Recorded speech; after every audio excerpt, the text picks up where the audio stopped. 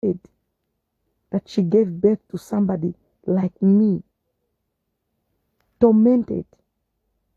Yes, she was tormented. It was good enough from my father's family because I was ugly. Is that the right reason? Is that how you raise your children? You know how many wrong decisions I made? Evil decisions that I made. Not because I wanted to. That's why God saved me. Because people were putting me in predicaments that I didn't even choose. And I thank God for His mercy that He remembered me. You have to be very careful. And when you're calling people mad, I was talking to my husband said, a mad person doesn't know that they're mad. Because in the delusion they live in, that's their world. You call normal people mad. Me, it hurts me because I've heard it. I've heard it everywhere I go. When people are agitated with me, they can't control me, they can't have their way, they can't win, they can't do this. Their first attack, you are ugly, you are mad. Okay, Satan, you said that enough. What more do you have? What more do you have? I would like to know. Sisters, those of you who are raising women, God gives us children. Some light, some dark. As a mom, there is no way, Sister Sharon, that I would ever look at those 3 children, even when they're different in hair, texture, skin color, that I would think one of them is less or more beautiful than the other. And there is no way that I would allow any voice in this world to walk that any of them ever felt like they are not good enough. I won't allow it. As a grown woman, this is how I cry to God. I ask Him, what is mad about me, Jesus? So many people in this world say you, some more radical than me. Why am I ugly and mad? Why am I always dirty and mad? I tell the Lord, in the world before I knew you, I was rejected because they said I was mad. Now I know you, I'm still mad.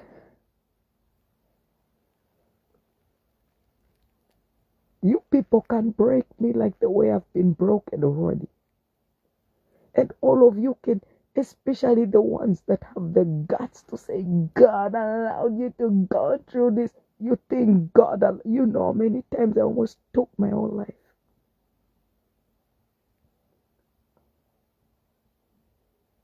You know how many times I took my own life in Africa. I got tired. I said the mad word. Some days I would just have a bad day.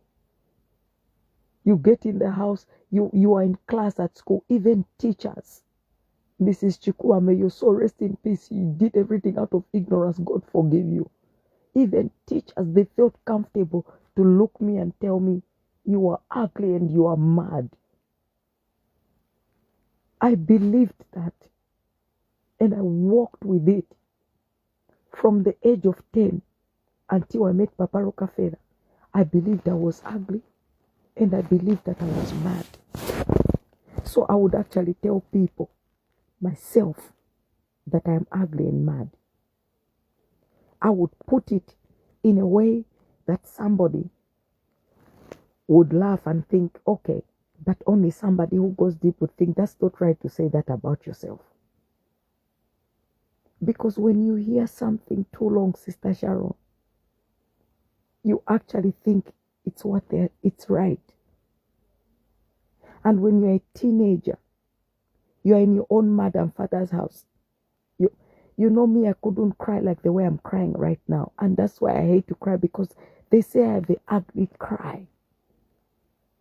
When my brothers and sisters, I would tell them, today somebody at school said something mean to me. I didn't like it. And when I start to cry, It's so normal in African family, and you need to stop doing this. Get it from me. That your brothers and sisters, they come to your face and they start mocking you when somebody is really, really hurting deep. Somebody is cutting deep. And this person is not old. You can encourage me now, Sister Cecilia Punka. God bless you. I'm a grown woman. I don't need encouragement. Like I said, I didn't even give a title to this video. I'm doing this for a young girl. Because when I was a teenager, none of this would make sense. Even if you would tell me that I was going through all of that for the calling, it didn't make sense. And some of things would have been avoided if I was a grown woman. Because now I'm a grown woman. Look, people bully me, I'm okay. Is it not me who brings myself on life like this, Sister Celine? This is for the young women. And the young women, Sister Celine, you can't heal them by telling them that God is preparing them. I can't tell Muone that God is preparing her. That's a child. She needs a different kind of touch and approach. I can't tell a teenager, God is preparing you for ministry. No. I can't tell a little child, never mind. No. I can't tell that to a little girl. We can take off some words, some things we don't need Jesus to come down to come and move. The love of God covers a great multitude. We can help out these young black little girls that are dark-skinned like me and you, Sister Cecile. And that's the love of God, which it should be deep, not surface. Deep and beyond, above and beyond. My sisters, when you grow up and it's the same testimony, the same word, it becomes a testament. You start testifying it yourself, which is not right. There are little black girls, Sister Celine, that are looking in the mirror and they tell themselves, you are so ugly. They don't need another extra voice. Because there were so many times that my own brothers and sisters, my own family don't even know that I was seated in private, already contemplating suicide. Times that I took pills. One time my brother had I don't know what happened with his heart. They gave him very heavy medication for the heart, John. I remember that I got tired when I cry, that I have an ugly cry. I got tired that my voice, I sound like a man. Some call me transgender. Some thought that I was man. My brothers and sisters, I took my brother's medication. That medication would have killed me, Sister Cecile. And nobody even knew what I took. I couldn't sleep. My heart was messed up. It was pumping so fast. I felt like I was dying. And I wanted to die in that moment. Should young girls be taking pills if all of you are here, you are serving God? Please tell me. One time I took a knife. I said to myself, as a teenager, I said to myself, I've told God this before in my life. If I tear up, it's not because I'm in pain. It's because I can't believe that I am that girl. I'm that same girl. I am that same woman. I remember I told God in my teenage life, first you make me ugly, then you make me the most black of all my brothers and sisters, and then you make me sound like a man, and then you give me a voice that sounds good when I sing. How could you not even just make one thing good for me? Ugly features, but at least light in complexion. But God, you made me ugly features and dark in complexion.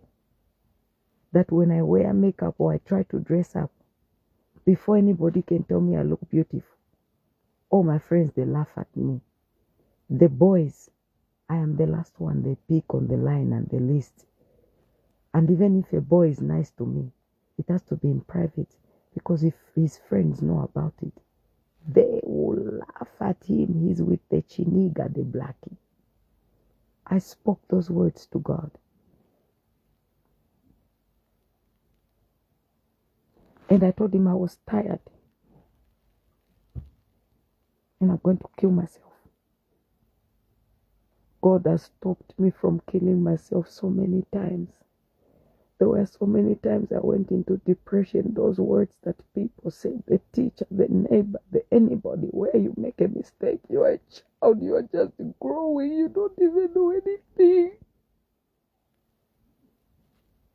This side, because girls don't like you so much, so you play with boys. So the old about they call you the prostitute because they think that all the boys you hang around with, they're sleeping with you, but they don't understand as a teenager when you're with the boys, it's the only place where they don't make fun of these boys.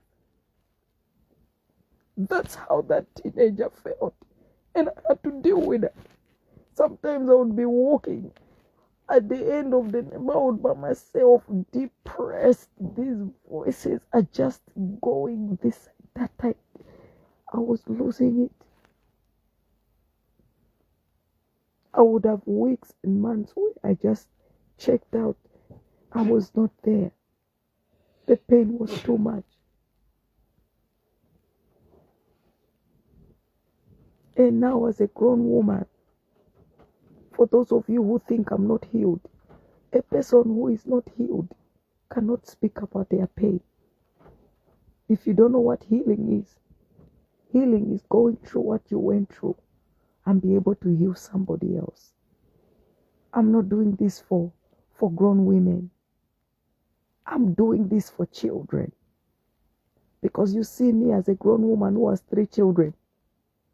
It can never take nothing to bring me there, because the most important thing when I wake up in the morning, no matter all the comments you write online here, I've got the most 3 amazing gifts of Jesus with me. While you people online say I'm ugly and mad, when those boys wake up, they come face to the bedroom of their mother and father. Big kiss when they see me. Mommy, we love you. You're beautiful. God has healed me in a healing of permanency, not temporary. I live in the healing. That's why I'm able to make this video. Those of you who are asking if I'm okay, I am more okay than you. And those of you who are asking if I'm okay, I would advise you to check on your daughters, because they are giving their bodies to boys that are living certain spirits in them, anxiety, depression, and suicide, because you think you're cool. Don't worry about me. Remember, I'm Apostle Rachel Bod. I stopped being the problem of the earth, my family, and any man. I became the problem of God. So if I'm a problem to you, just remember, you don't have to worry about me. I am God's problem, and He cannot fail to sort out this problem. I'm His matter, I'm His case, I'm His will, I'm His purpose, I'm His plan. If you joined late in the video, join with order. I don't come with légèrement, because it's the same WhatsApp group. The people who write nonsense about people when they see them speaking about something in deep, instead of waiting to learn, they just type anyhow. You are the same WhatsApp group with the people who tell people they are ugly and mad. You are the same mama child, same children of Satan. Don't think you're my sisters. And I see you, and the Lord see you too. And your time will come. So I want to say this, and I want all of you mothers to learn from me.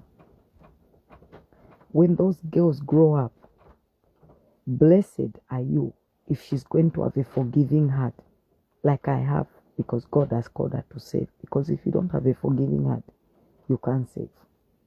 Some of you, these girls that you're treating like this, you will cry, and you will not cry anything that will make any profit for you, because God will give you the truth in your side.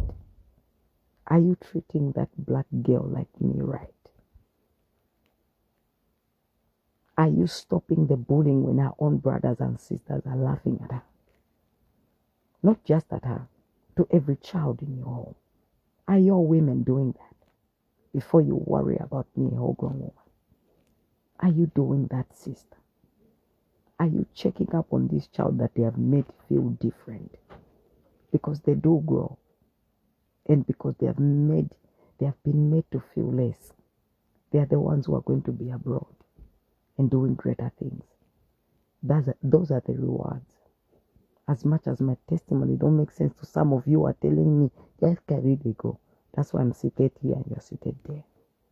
God is good because he knew that I'll come and speak today. And I'll speak not just for me, but I'll speak for those little young girls, because as young girls, the age of mourn, they are impressionable.